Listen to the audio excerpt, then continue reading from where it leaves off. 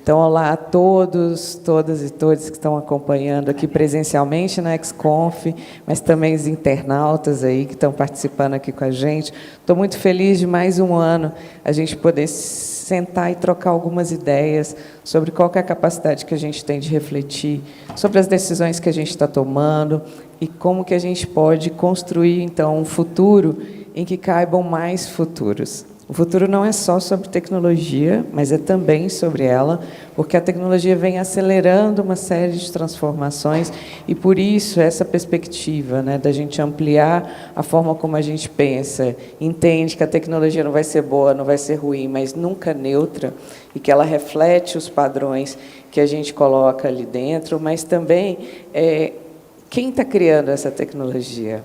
Quando a gente se junta, quem está na mesa decidindo essas tecnologias que vão impactar a vida de tanta gente? Quem se beneficia com elas? E qual que é o nosso papel para que essa tecnologia seja cada vez mais inclusiva, seja cada vez mais plural, mas que a gente tenha o protagonismo das pessoas que, principalmente aquelas que são impactadas por essa tecnologia. Faz sentido? Muito. Total. E é por isso que me juntar com esse timaço, e eu sou suspeita, porque aqui são pessoas que eu admiro o trabalho, que eu sou fã daquilo que fazem. Então, por isso, assim, não vou fingir costume, não vou, porque eu estou muito feliz, realmente. Então, primeiro, muito obrigada, muitas graças por aceitar estarem aqui nesse sabadão, assim, friozinho, para essa conversa. E eu trouxe a minha cola para eu não errar nada, né, na apresentação das pessoas que estão aqui comigo. Vamos lá. Quem veio aqui hoje, né? A gente está com a Aline Lima, que é Head de Diversidade, Equidade e Inclusão na Natura, né, uma grande cliente nossa, também parceira de muitos anos. Ela é responsável por a implementação e por liderar as iniciativas de impacto dessa, que é uma das maiores empresas globais, quando a gente pensa também em impacto ESG. Então, muito bem-vinda. Isso. Eu gosto de aplausos. Bom dia, estou muito feliz de estar aqui. Eu muito feliz de você ter aceitado também. A gente tem Kleber Guedes, que ele é CEO e fundador da Programadores do Amanhã, que é uma organização dedicada para promover a inclusão tecnológica e desenvolvimento de jovens, negros e periféricos para o universo da tecnologia, e é uma das organizações que eu sou madrinha, né, e tenho acompanhado muito do trabalho e do impacto dessa organização no Brasil inteiro. Seja muito bem-vindo. Muito obrigado, Grazi. Mafê Escudeiro, essa eu também tenho uma admiração enorme, né, que é uma das, para mim, assim, uma referência em liderança inclusiva dentro da ThoughtWorks também. É Regional Director of Excellence na ThoughtWorks Latam, chique, né, gente? E com uma carreira dedicada a alinhar sempre as operações, excelência e impacto de forma muito estratégica, mas sem perder essa lente, né, de como que a gente pode se responsabilizar pelas decisões para que elas possam abrir mais espaços. Bem-vinda, muitas graças. Obrigada pelo convite, Grazi.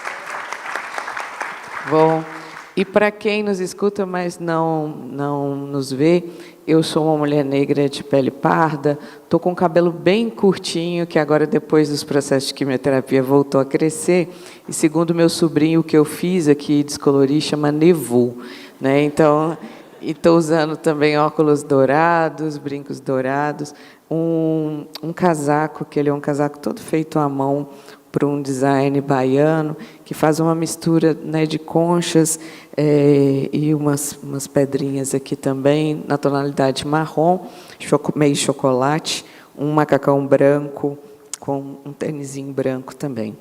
E aí eu queria começar com a Aline, com essa conversa.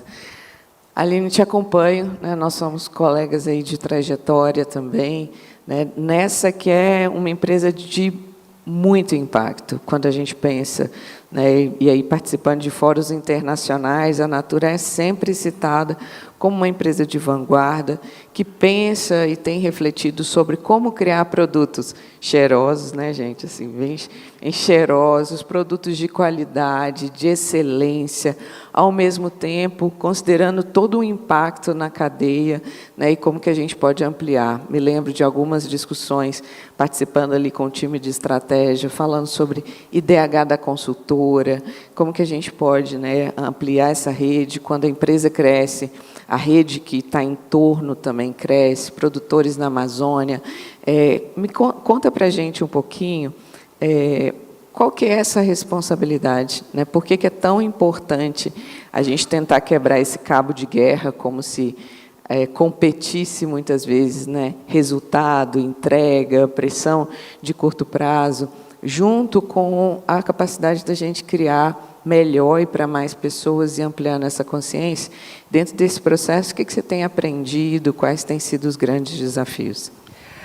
Bom dia a todas as pessoas. Vou fazer minha audiodescrição para fins de acessibilidade. Sou uma mulher negra de pele clara, cabelo curtinho, raspado.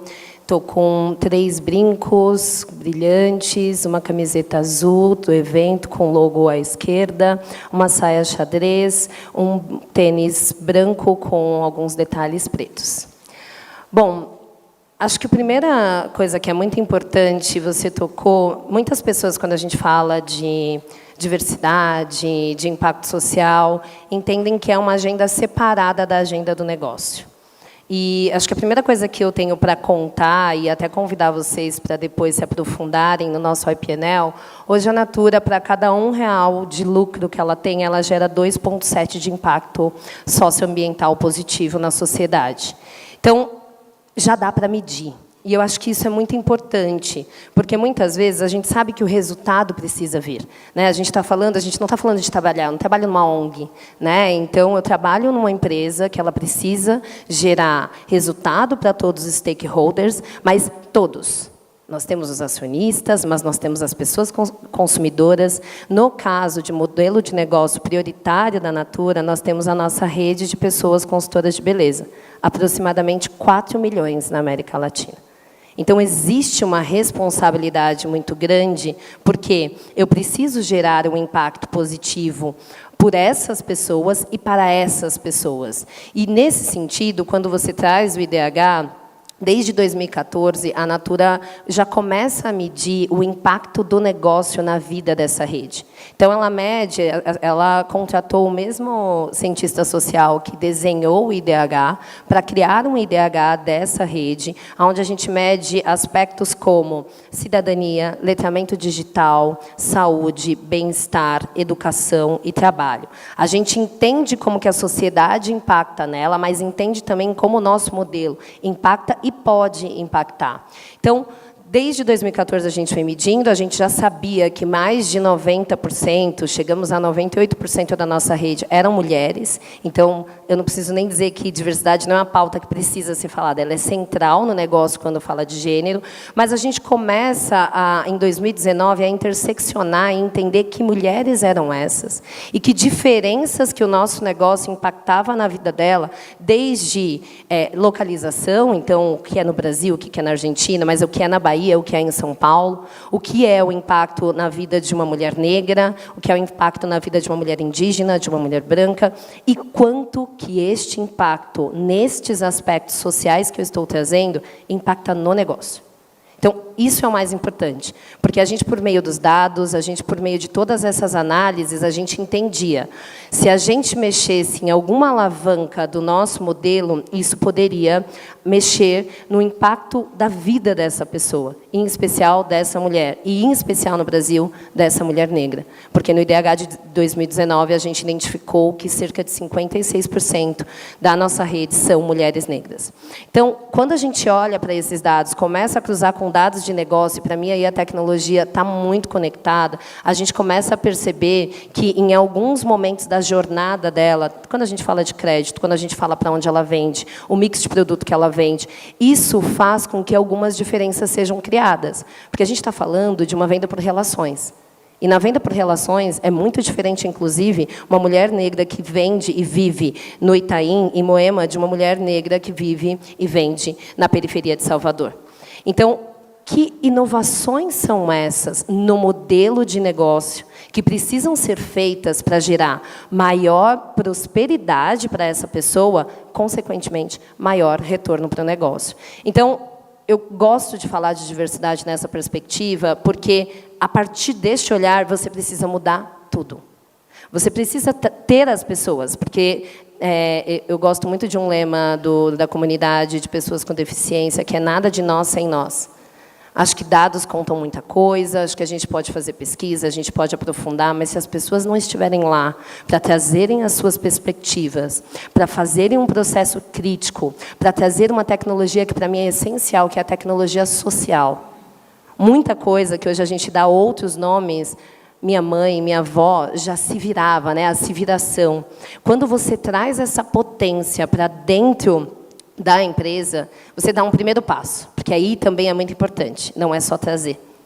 Porque muitas vezes eu falo, nossa, mas aqui, olha aqui, meu time é super diverso. Se ele não tem uma liderança inclusiva, se ele não tem uma segurança psicológica, não é que diversidade gera inovação automaticamente. É necessário fazer um trabalho de inclusão, é necessário fazer um trabalho de segurança de todas as partes. Quando a gente fala de inclusão, a gente não está falando de inclusão só das pessoas, que é muito importante, de grupos subrepresentados, que você precisa mexer nas alavancas para gerar equidade. A gente está falando que a gente está trazendo a atenção da sociedade para dentro da empresa. E se você não olha, acolhe, endereça, tem a coragem, a vulnerabilidade, a humildade, a empatia de olhar para esta questão e entender que é sim um problema, a gente não consegue endereçar, não se sustenta. E eu acho que é muito por isso que, infelizmente, a gente tem visto muitas empresas não entendendo qual é o retorno que diversidade traz. Para a gente não só entende como a gente avança cada vez mais, como a gente aprende cada vez mais, entendendo que é uma jornada, que tem muita coisa ainda para trilhar, mas com a certeza que resultados financeiros, sociais e de transformação de vida estão acontecendo. Bom, salve de palmas, né? Sua fala é importante porque a gente já começa esse painel já desmistificando essa ideia de que diversidade, equidade e inclusão ou é um favor, né, que se faz, ou é quando sobrar orçamento, ou quando a gente não tiver com as tensões do negócio, mas quando a gente passa a perceber que não é uma modinha, já dizem que já estamos com fadiga da diversidade, nem começamos, já está com fadiga, né? Já tem esse processo, mas a gente está falando aqui sobre como que diversidade, equidade e inclusão são motores de transformação dos negócios e, consequentemente, também da sociedade. Foi agora, em outubro, que a Natura também lança uma linha para mulheres pretas e pardas, belérrima, maravilhosa, os produtos. Então, a gente está falando de impacto nas pessoas consumidoras, a gente está falando em toda a rede, né? Minha mãe foi vendedora Natura e a gente sabe que muitas famílias, né, colocam seus filhos na universidade com a renda que vem também, e, ao mesmo tempo, a gente consegue pensar em prosperidade para o país, né? Porque a gente está falando para os países, né? nessa perspectiva mais global. Então, a gente coloca isso, tem que estar na agenda de negócio, né? Na agenda estratégica de negócio. Tem uma história interessante, que em 2013 eu fui para o Inhotim com as consultoras da Natura para tentar entender comportamento digital. A Natura já estava pensando sobre social commerce naquele processo ali, e foi tão interessante e importante construir muito do que hoje tem, em termos de tecnologia e de ferramenta, a partir do que você falou, considerando essas mulheres como criadoras, como protagonistas daquilo que está se desenvolvendo em termos de tecnologia. Então, não foi criar para elas, criar com elas esse processo, e isso coloca esse lugar que a gente precisa que essas pessoas estejam na mesa enquanto a gente está construindo essas soluções. E é por isso que eu quero chamar o Kleber, que tem uma história que é focada exatamente nisso, né? Que é tanto a sua trajetória de vida, quanto toda a criação do Programadores da Manhã, é numa tentativa da gente mudar a cara da tecnologia no Brasil, né, fazer com que a tecnologia reflita cada vez mais a sociedade para a qual a gente está criando os produtos e os serviços, e que, ao mesmo tempo, a gente também tem uma série de barreiras que não necessariamente foram, né, criadas pelas empresas onde a gente trabalha, mas a gente também tem um papel de retirar essas barreiras e de ampliar esses espaços. Conta um pouquinho a história, né, da criação do Programadores da Manhã e como é que hoje essa organização tem ampliado esse espaço e como que a gente pode também convidar mais pessoas e de outras organizações também para fazerem parte dessa rede. Super obrigado, Grazi. Estou super feliz de poder dividir esse painel com essas mulheres tão potentes aqui. Incrível, gente. Imagine você escutar de Grazi que ela é fã do seu trabalho. Assim, para mim é, nossa senhora, a maior conquista da vida. Começando com a minha audiodescrição também, eu sou um homem negro de pele clara, estou com cabelo curtinho hoje, barba curta também, óculos arredondado, com o uniforme do evento aqui, muito feliz com isso. Uma blusa marrom, a calça verde e o tênis marrom também. O Programadores do Amanhã, ele vem porque eu já fui um jovem, assim como os jovens que a gente apoia hoje. Eu cresci na periferia de São Paulo, na cidade de Santo André, e tinha tudo para dar errado. Assim, tem uma frase do Racionais que eu me identificava muito, que era: problemas com escola eu tenho 1000. E a minha escola chegou a passar no Datena, assim, e o Datena declarou que era a pior escola de Santo André. Assim, ele falou: nossa senhora, é a pior escola de Santo André. E no dia seguinte da escola tinha a celebração, gente. A gente passou na TV e a gente ganhou um prêmio. Era assim, coisa de adoidada. E repeti várias vezes da escola. Minha família não tinha geralmente tem essa história, né, da família que superou tudo porque investia em educação. Minha família investia muito no trabalho. Então todos os meus familiares, todas as minhas referências saíram da escola para trabalhar. E eu estava naquele ambiente e em um momento eu falei, acho que eu ia focar 100% da minha energia no trabalho. Eu trabalhava já desde os 11 anos, falei, vai ser melhor. E aí eu decidi largar a escola também aos 11 anos e cair nessa estatística. Mas isso foi uma das melhores coisas que aconteceu na minha vida, assim, porque o que eu era bom era trabalhar. Minha família trabalhava muito, sempre trabalhou muito, e através do trabalho eu comecei a trabalhar nessa época como jovem aprendiz, e com o jovem aprendiz eu tive acesso ao curso de aprendizagem, onde eu comecei a aprender sobre gestão e negócios, e eu falei assim, caraca, quero isso para a minha vida. Comecei a aprender sobre empreendedorismo, administração, etc. Com parte do meu salário de jovem aprendiz, eu consegui pagar um curso técnico de administração. Então, eu parei de aprender física, matemática, aquelas coisas de escola, e comecei a aprender coisas de negócios, e aquilo tinha um propósito para mim.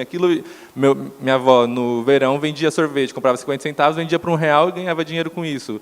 A minha tia comprava uma Havaiana, colocava um monte de glitter e vendia pelo dobro do preço. Eu comecei a ver tudo isso como empreendedorismo. Minha outra avó era revendedora da Avon, tudo isso era empreendedorismo. E eu falei assim, é isso, a gente é bom nisso e eu quero fazer isso para a minha vida. Isso, através disso, depois eu consegui concluir o ensino médio através do Enseja, que é uma prova do governo para concluir o ensino médio para pessoas que abandonaram a escola. Consegui abrir meu primeiro CNPJ com 18 anos, que quando terminei todos esses cursos, saí do Walmart, falei, agora é a hora que eu coloco em ação tudo o que eu aprendi. E depois consegui ingressar na faculdade de economia também. A primeira empresa não deu certo. E consegui construir uma carreira apoiando empresas de tecnologia a se desenvolver, apoiava startups. Tive a oportunidade de fazer um curso de empreendedorismo em Stanford depois. E esse curso não tinha nada demais. Era uma sala de aula, empreendedorismo, etc. Mas foi muito significante, porque eu tinha 1000 problemas com escola. E depois ter a oportunidade de estudar numa das melhores universidades do mundo foi muito importante para mim, sabe? Falar assim, tá vendo? Não era eu o problema, não era que eu não me encaixava ali.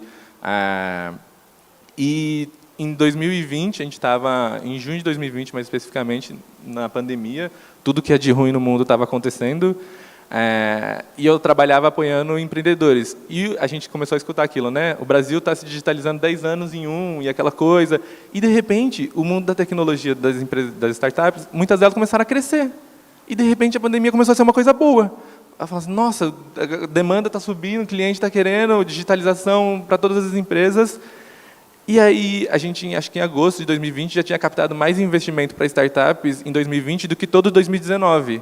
E a gente estava celebrando recordes no meio da pandemia. E aí, esse era o meu ambiente de trabalho. Quando eu voltava para casa, meu irmão mais novo estava no primeiro ano do ensino médio, em escola pública, mal tinha tido aula, sem perspectiva de ter aula, e sem perspectiva de futuro. Minha família toda tinha pegado Covid e o SUS estava colapsando e passando por tudo aquilo. Minha avó tinha sido diagnosticada com pneumonia ao invés de Covid. Enfim, tudo dando errado e esses dois mundos começaram a conflitar muito. E eu falei, gente, eu não quero mais trabalhar para esse mundo aqui, eu quero mudar a vida das pessoas que têm história mais parecida com a minha. E aí eu comecei a estudar e entendia que educação era o caminho para poder gerar mais oportunidades, mas por conta da minha história com a educação, não sentia legitimidade de ensinar português, matemática, ajudar a ingressar na faculdade, mas eu sentia que eu tinha aquela coisa de trabalhar. Falei, eu acredito muito que se a gente der uma profissão para essa galera vai ter renda, com renda eles vão ter mais acesso à educação, lazer, cultura, tudo que a gente entende que é importante. Então, a gente precisa ajudar essa galera a conseguir um emprego. E a gente também, aproveitando esse boom da tecnologia, a gente falou, se a gente ensinar a programação, todo mundo querendo uma pessoa programadora dentro da empresa, a gente vai conseguir fechar esse gap. E aí, a Programadores da Manhã nasceu em 2021 como uma organização sem fins lucrativos, e isso foi uma decisão... Passei 8 anos da minha carreira apoiando startups, e quando eu fui empreender com uma ONG. Mas fazia todo sentido, porque eu falei, a gente não pode ter o dilema entre impacto e retorno financeiro. A gente tem que fazer o que vai ser melhor para a gente conseguir gerar impacto. E eu tenho certeza que, como uma organização sem fins lucrativos, a gente vai conseguir focar mais nisso.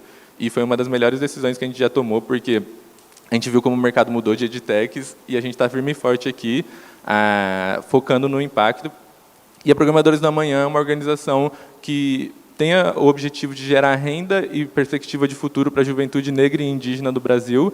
A gente tem uma formação de 12 meses que forma em programação, inglês, soft skills e preparação para o mercado de trabalho. A gente seleciona jovens do Brasil inteiro. E aí, para viabilizar isso, a gente manda um notebook para a casa de cada um desses estudantes. TW sempre apoiando a gente aqui também com os notebooks e vários outros apoios. E para quem não tem internet, a gente tem um auxílio financeiro para custear a internet. Em alguns casos, a gente chega a fazer uma transferência de renda direta para o jovem, para complementar na renda da família.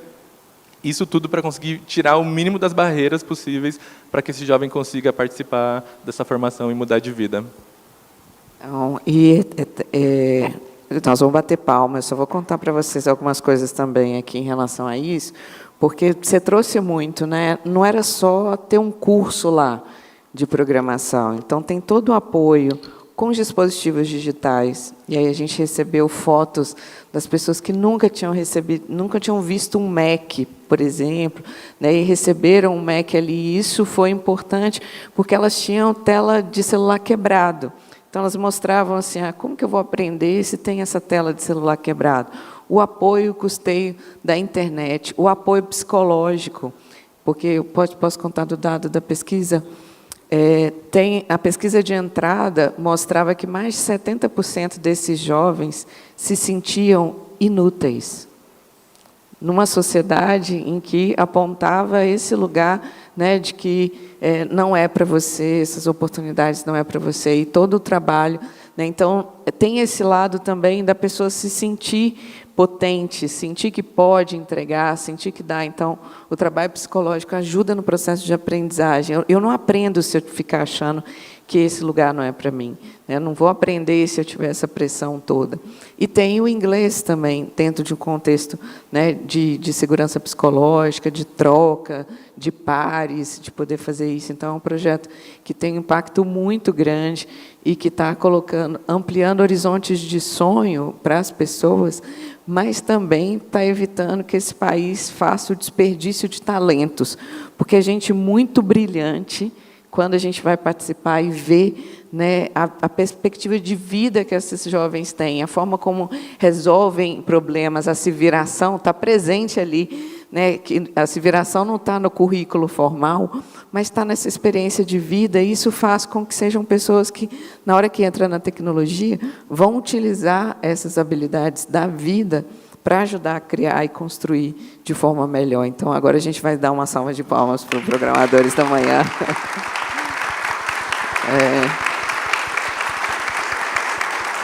Se você está participando aqui da XConf, fez uma contribuição financeira também, essa contribuição está indo para o projeto, né? Então, saiba também como apoiar, como fazer parte, né, desse grupo todo. E, né, indiquem as pessoas também para a vaga de trabalho.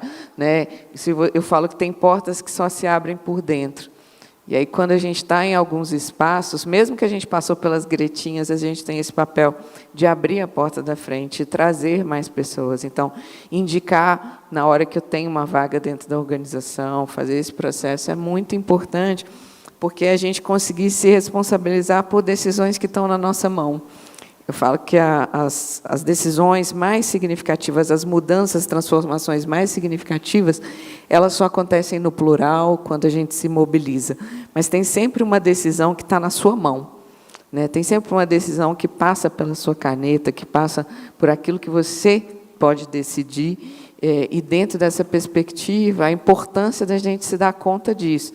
Será que as decisões que eu estou tomando estão ampliando os espaços, estão conectados com essa perspectiva da gente construir nações, países e uma tecnologia que vai refletir mais a sociedade e que, com isso, vai trazer prosperidade real, né? Não é só gente criando um aplicativo para ficar milionário e depois construir roda de Fuca para Marte. A gente está falando de pessoas que estão empreendendo com impacto coletivo.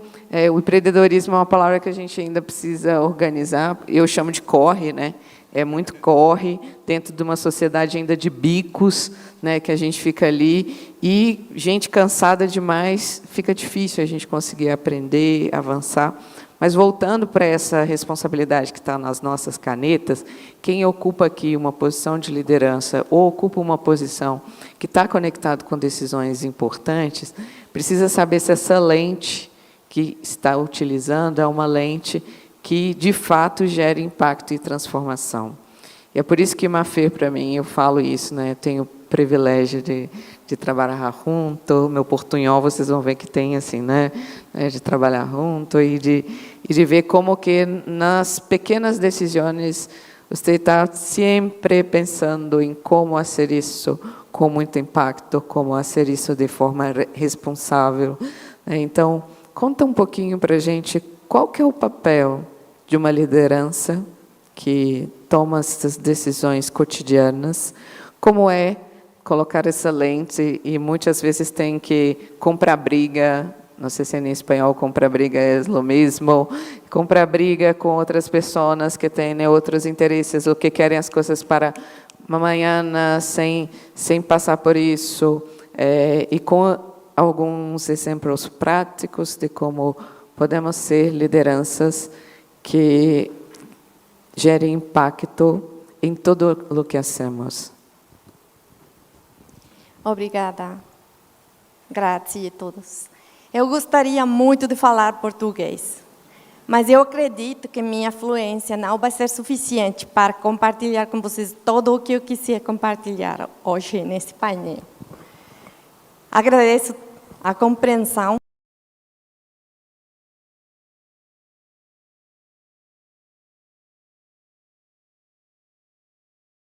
No me pueden ver, yo soy una mujer mestiza con el cabello rizado, tengo la camiseta del evento azul, estoy vistiendo una chaqueta de puntos negros y blancos, un pantalón azul, branco, unos zapatos azul, terracota sapato y soy marrom e sou baixinha, tenho menos de 1,5 m.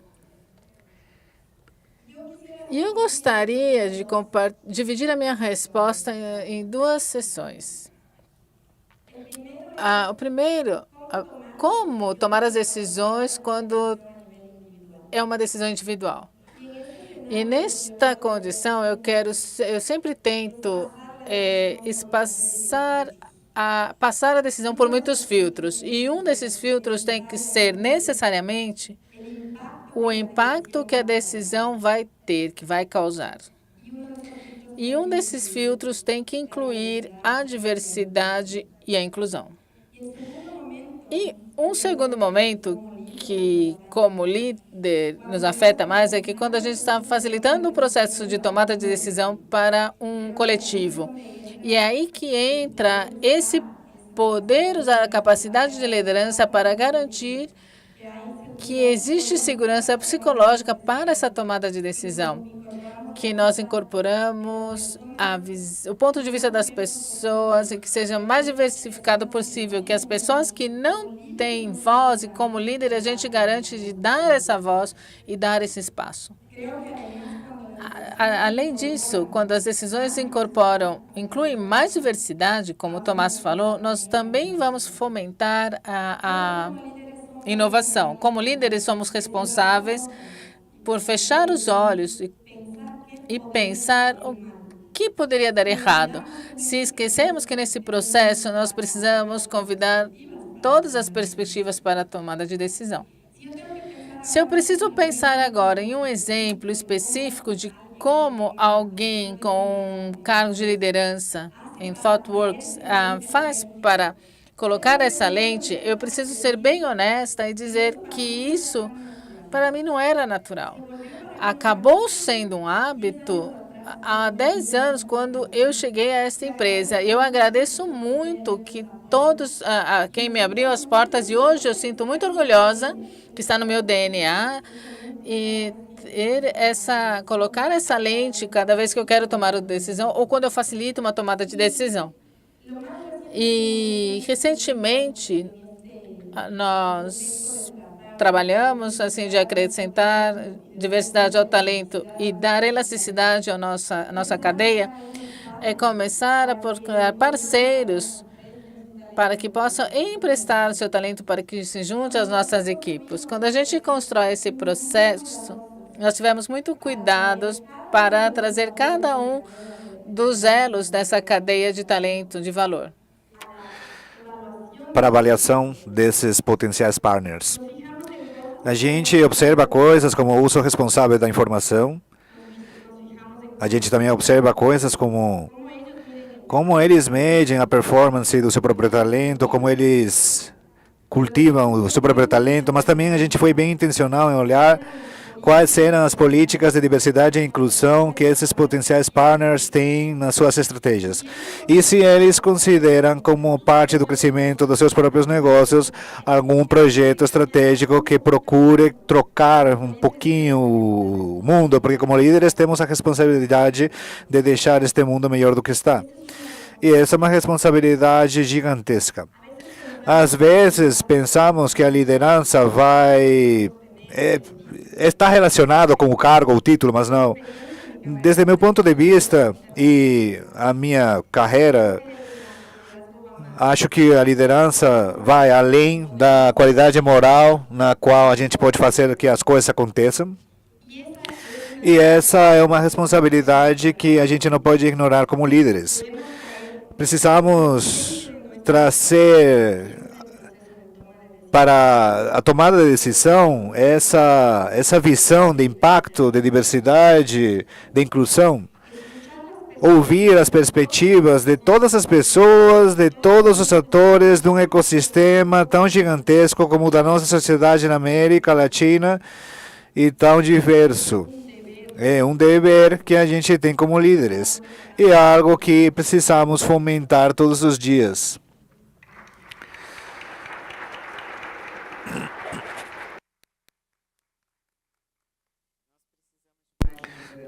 Sim, a gente tem visto que para conseguir contratar mais, muitas vezes, né, nesses últimos anos, nós estamos retrocedendo décadas dentro desse processo de avanço, de ter mais diversidade.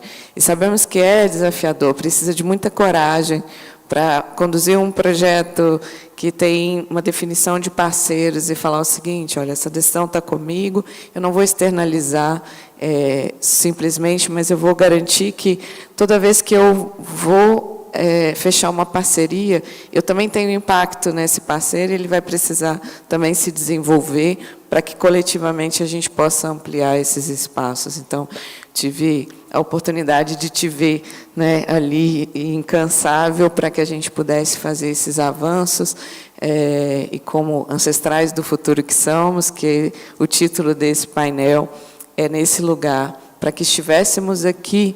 Foram construídas estratégias, né? Nós somos continuidade de uma transformação. Eu fico muito feliz. Esse é um dos poucos eventos de tecnologia que eu posso fazer o exercício do pescoço e que eu vejo, né, a nossa sociedade aqui presente. Faltam ainda mais pessoas, isso fica sempre aqui, mas é muito mais diversa do que eu encontro normalmente nos eventos em que a gente participa, e isso não é à toa, isso é intencionalidade, né?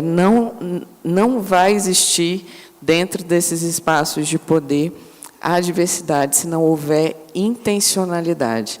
Porque sem intencionalidade nós vamos reproduzir como padrão de normalidade as exclusões e a homogeneidade, que na pesquisa de clima vai dar um resultado ótimo, porque a gente gosta de trabalhar com pessoas iguais ali, mas no desempenho e no médio e no longo prazo, já está comprovado que são os times diversos que trazem um resultado melhor. Às vezes não mais rápido, porque a gente precisa lidar com os desafios, como a Aline trouxe, mas, com certeza, são espaços em que a gente aprende, se desenvolve, e acho que nós somos também exemplo disso, de aprender todos os dias. Eu poderia ficar aqui um tempão, mas o tempo acabou, eu estou ficando agoniada com esse cronômetro aqui. Queria tanta coisa para perguntar, consegui fazer uma pergunta, mas vamos aproveitar esse minutinho final para dar um tweetzinho assim, né, de qual que é, na perspectiva de vocês, eu falo muito sobre imaginação radical, que é essa tecnologia humana capaz de ver as coisas não como elas são, mas como elas podem ser.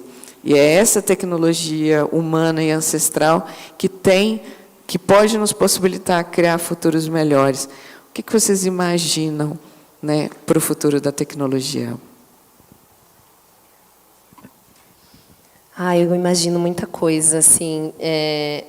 Eu gosto muito dessa ferramenta de imaginação porque ela faz com que a gente possa sonhar. Sonhar é um privilégio, com certeza. Tem muita gente que não pode sonhar agora, que não consegue conceber uma realidade diferente. E eu acredito que todo mundo que está aqui nessa sala, de uma forma ou de outra, pode sonhar. Isso é uma responsabilidade também. Então, que sonhos são esses para você, mas para a sociedade? O que você pode fazer para um futuro onde a tecnologia não exclua mais pessoas? Porque a gente sabe que hoje, da forma como ela está sendo pensada, ela está deixando muita gente para trás. Muita gente. Então, eu quero viver num futuro onde todo mundo possa colocar sua potência no mundo naquilo que escolher. E eu sei que eu tenho uma responsabilidade para isso. Eu não sei o que eu tenho que fazer, mas todos os dias eu escolho me perguntar se isso que eu estou fazendo, de fato, está construindo a sociedade que eu acredito. Para os que vão vir depois, para os que estarão do meu lado. Então, acho que o convite que eu faço é esse. Assim, quando a gente fala do poder da caneta, não importa a área. Eu não trabalho diretamente com tecnologia, mas todos os dias eu levo as minhas perspectivas, as minhas inovações, eu bato na porta de alguém, eu falo, nossa, esse seu projeto assim, você já pensou em tal coisa? Então, é isso, gente, desde a pessoa que entra como aprendiz, desde a pessoa que está ali comprando. A gente também compra, a gente tem um poder muito grande, que é o poder do consumo. Então, o convite é esse. A gente tem o privilégio de sonhar. E é um privilégio. Muitas pessoas no Brasil e no mundo não podem sonhar porque estão garantindo o mínimo para sobreviver naquele dia. Então, vamos sonhar de forma coletiva e de forma consciente.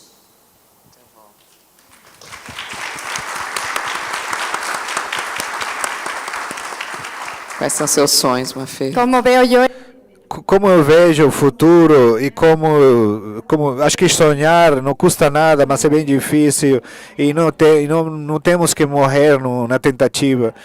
Mesmo que seja difícil às vezes, a gente precisa continuar lutando. Sonho para o futuro uma tecnologia épica e inclusiva, uma tecnologia que eu tenho uma filha pequena que não precisa escolher entre ter um filho e se desenvolver como um profissional. Sonho com uma tecnologia que habilite o acesso às oportunidades que não todas as pessoas têm e que a educação de verdade seja um direito por essa tecnologia. E nós, como profissionais de tecnologia, temos mais capacidade de poder fazer isso. Então, isso é um convite para questionar todos os dias, quando estamos construindo produtos para os nossos clientes, quando estamos tomando decisões de arquitetura, das linguagens, do que vamos a usar, fechar os olhos e pensar como esta seleção que estou fazendo hoje vai gerar um impacto positivo nas gerações futuras que vão usar esses produtos. Como eu posso, novamente, deixar esse mundo melhor do que está? E a tecnologia é tão poderosa e nós, como seres humanos, precisamos usar a tecnologia de forma responsável. E como líderes, podemos fomentar esse uso responsável, ético e inclusivo de todas as tecnologias. Quais são os seus sonhos?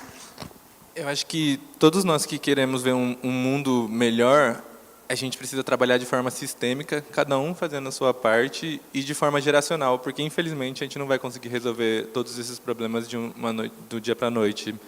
E tem uma coisa bem rápida, tem uma aluna da nossa primeira turma, ela está para se tornar mãe agora, ela está grávida, e hoje a renda familiar dela, ela entrou para a tecnologia, levou o namorado, agora marido dela, para a tecnologia, e hoje eles têm uma renda familiar de mais ou menos R$20 mil, com 22, 23 anos eles têm hoje, e eles são de Ribeirão das Neves, que eu só conheci com Programadores da Manhã, e descobri que era uma das cidades mais violentas do Brasil, já foi, né?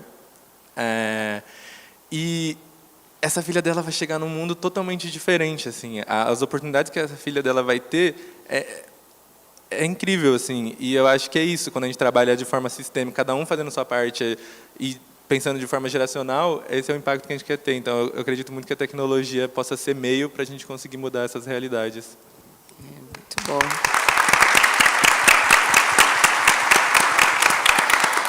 O tempo acabou, mas eu gosto muito de falar de sonhos também. Vou tomar uma liberdade poética de falar os meus. Que aos 13 anos de idade, eu, na década de 90, já revelei a idade aqui para vocês, né, fazendo essas contas, eu ouvia falar que a tecnologia ia mudar o mundo. Eu aprendi a consertar computadores nessa época, porque eu não tinha dinheiro para comprar um computador, porque eu queria estar perto desses trecos, dessas coisas que iam melhorar o mundo e as questões todas, assim.